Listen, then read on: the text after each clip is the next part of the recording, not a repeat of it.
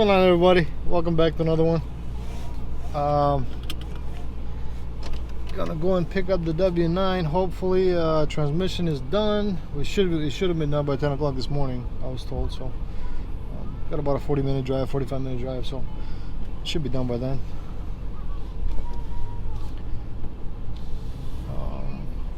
She's being a trooper, and well, I'm sure she'll appreciate getting out of the house. We have my mother-in-law with the baby, which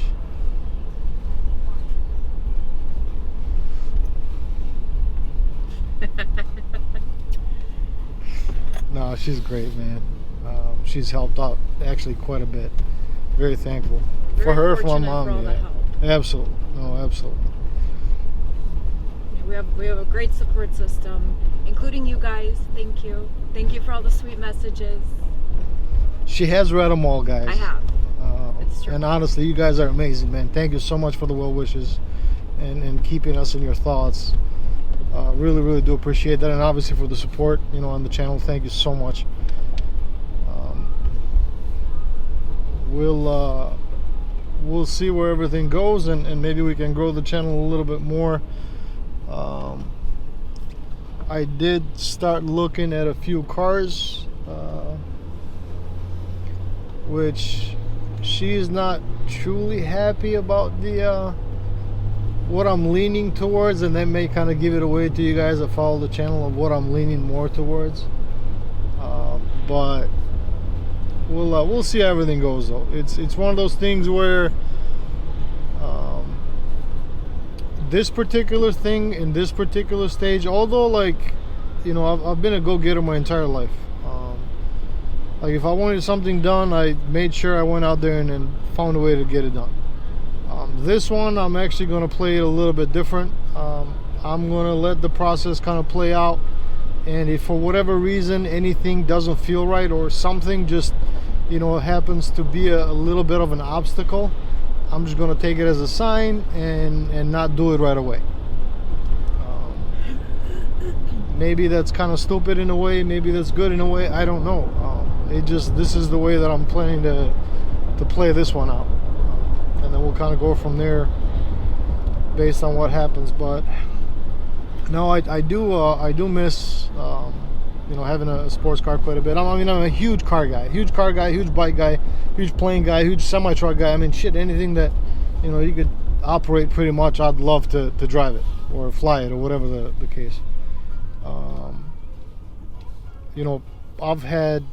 I've been fortunate enough to be in some pretty cool cars that I've owned, but also be in some pretty cool cars of my job previously, and the clientele that I had, and the kind of cars that I got to drive, obviously with the client's permission. And honestly, most of my customers actually encouraged me to go out on their cars and actually have a little bit of fun. So I've been truly blessed in that sense, and I've gotten to drive a lot of nice cars.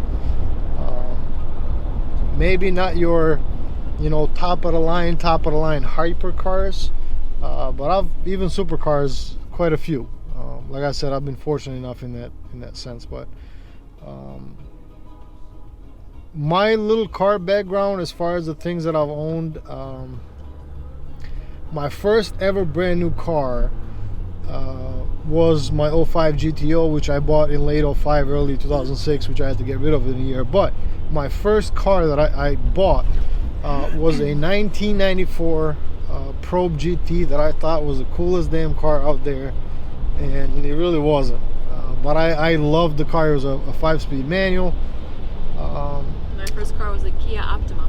And there she goes. Woohoo! Kia Optima. Not that there's anything wrong with Kia Optima. It's just not my cup of tea.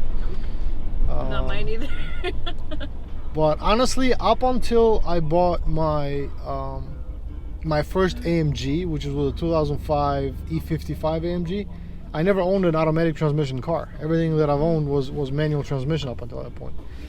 After the Probe, I bought a 1990 Honda Civic hatchback with a 4-speed. That was my winter beater. Couldn't really drive the Probe too much in the wintertime. And my second car after that was I bought a 1999 Volkswagen Jetta. It was just a 2-liter, not the 1.8 turbo. It was kind of slow, but I thought it was the shit. You know, and I did the whole too slow, too furious type thing. I mean, you know, Fast and Furious was big back then, but that car was slow. And honestly, if I find pictures, and I think I have pictures of these cars, but you know, back then, not that many digital picture, or I didn't really have a digital camera. They're pretty expensive back then, so they're actually just like, you know, hard copies. But I'll see if I can dig. I know I definitely got a couple of pictures of the Camaro that I had. Might have one or two of the Probe. I'm not sure about the Jetta. Maybe I do have one or two. So after the Jetta was the Camaro. It was a 97 SS. After the Camaro was the GTO. And after the GTO was a... So obviously up until this point, like I said, they've all been manuals. The Jetta was a 5-speed. The Camaro was a 6-speed. The GTO was a 6-speed manual. And then after the GTO, I sold that, and I wanted to buy a little bit of a car that was better on fuel mileage. You know, I was driving a lot for school. I touched on it last video. It was a 100-mile round trip, 5 days a week. And then I went for 2 years straight. So I bought a 2002 Acura RSX, which was, you know, a fun little car. It was a 6-speed manual as well. It was really good on fuel economy. And then that car, my dad actually ended up flipping. Well, you know, we've owned it for quite a while at that point, but and that's when my dad had his bad accident and he started getting worse.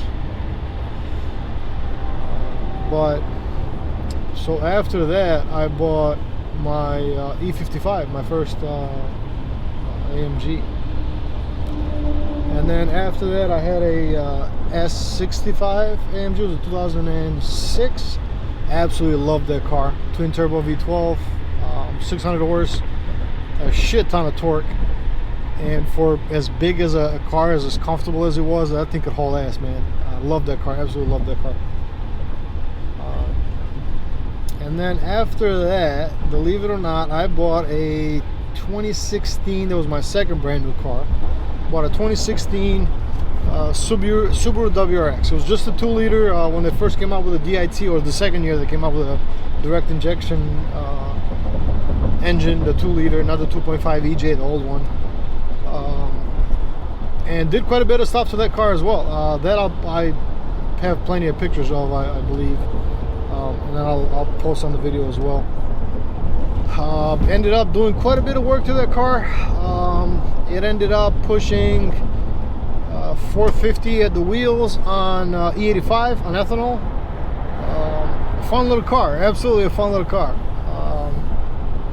And then I sold that car and I bought, out of everything else, a 2017 Ford Explorer.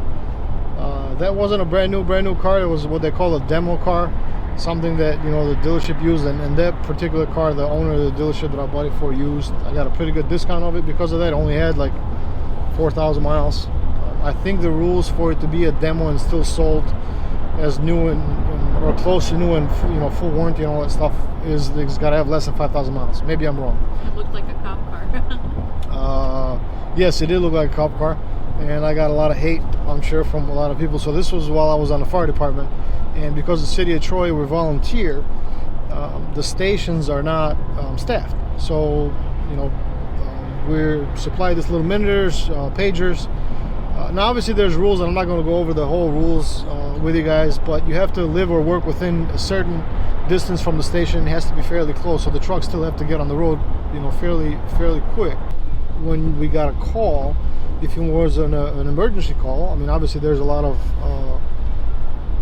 non-emergent responses on the fire department. Say if it's an accident and there was really no injuries or anything, and we're just you know, being called for just to help with you know, traffic block or whatever the case is. You know, like odor investigations. There was an odor of natural gas, but it was outside, for example. There was a non-emergency response. So you would drive normally. But if there was an emergency response, we had the authority. Obviously, the chief of the department had to approve you that we could put lights and siren on our own personal cars and respond to the station or straight to the scene emergency. So that's why the Explorer looked like a cop car. And like I said, I did get probably a lot of hate, and I'm sure a lot of people flipped me off and cussed me out when they saw that it wasn't a police car.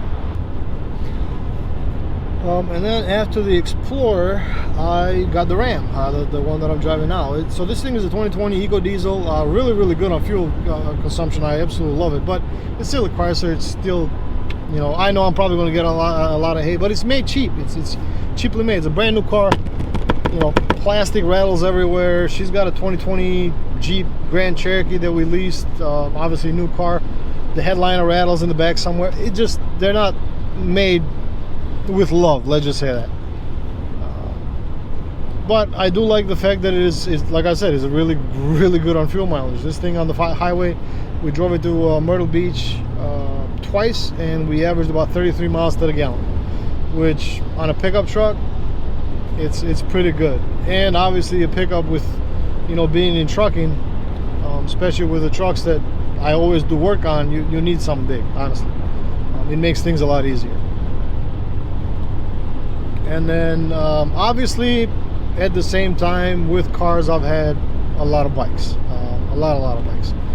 My first ever bike that I bought was a 1997 Yamaha YZF 600R. Bought that thing for fairly cheap, and the engine of that is still sitting in the shed in the house.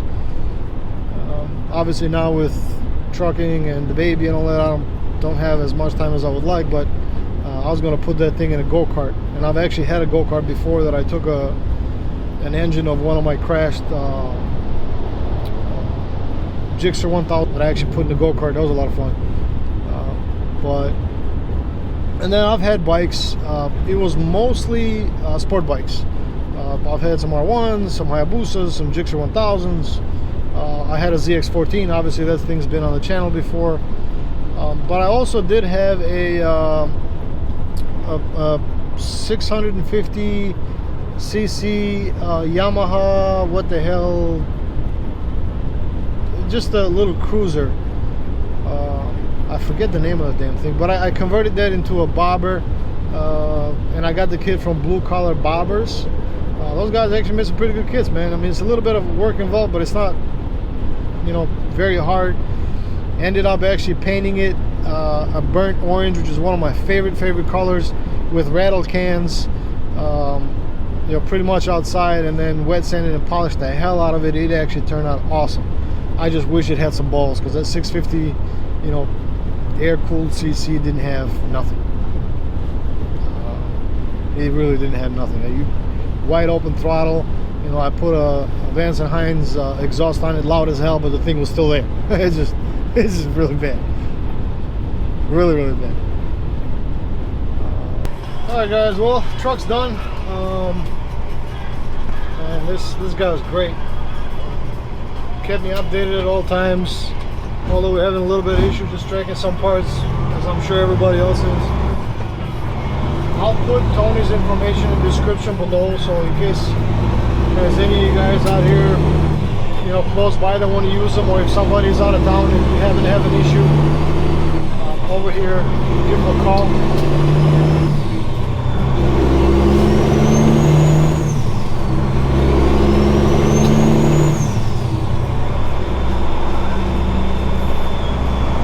So for now, I'm just running just a regular Eaton 18-speed shifter.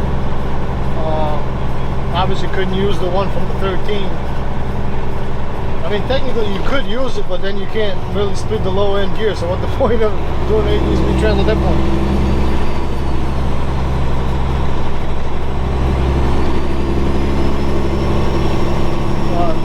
Everything looks good. Seems to shift great. Thank God. So the trans that I got was through Valley, and it does have a 3-year unlimited mile warranty. and they also cover up to $900 in labor, which is not bad. It's great, I think. No questions asked. Whatever happens, they'll take care of it.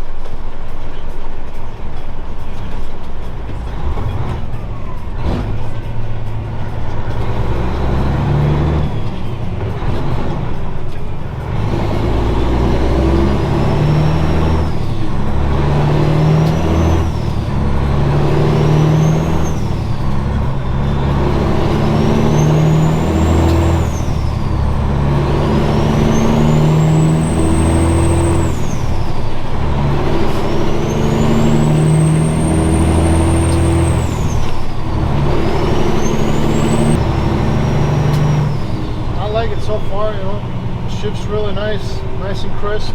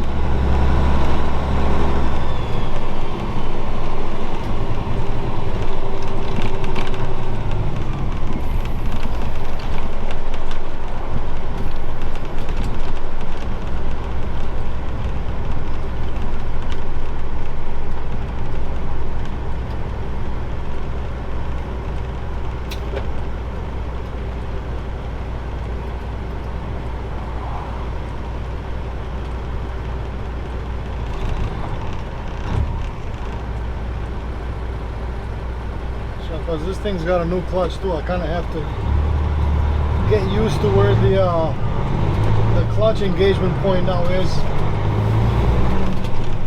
You know, I've almost stalled it a couple of times where my foot automatically goes to my muscle memory of how it was before.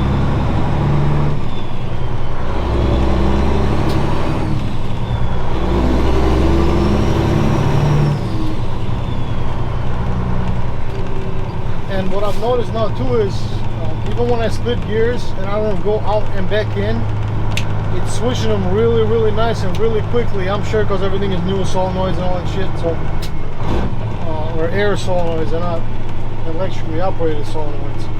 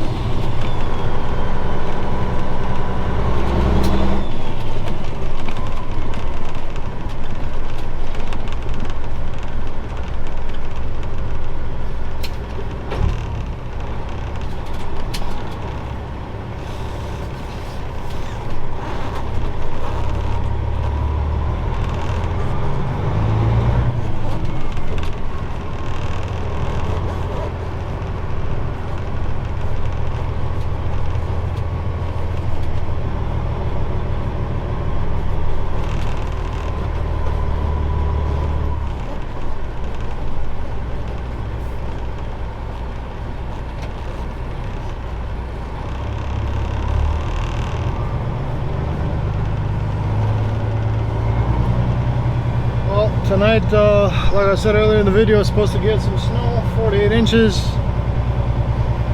And then what I'm probably going to do is on Saturday or Sunday,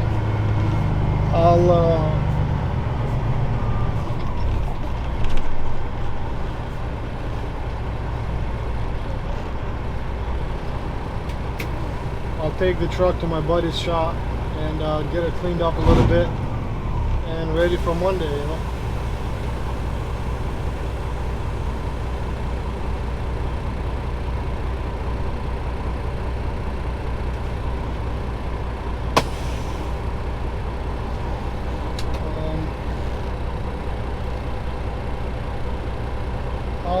I'll probably change this over at the same time and switch it over to this.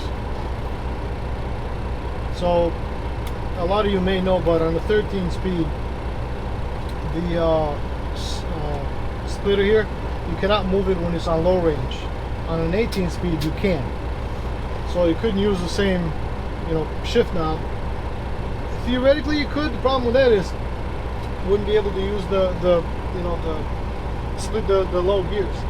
So anyway, I'm gonna take the cover, I'll take the ball adapter here with the ball, and I'll put that on, and then you know, take this stuff off, and it'll just be this stuff on there. So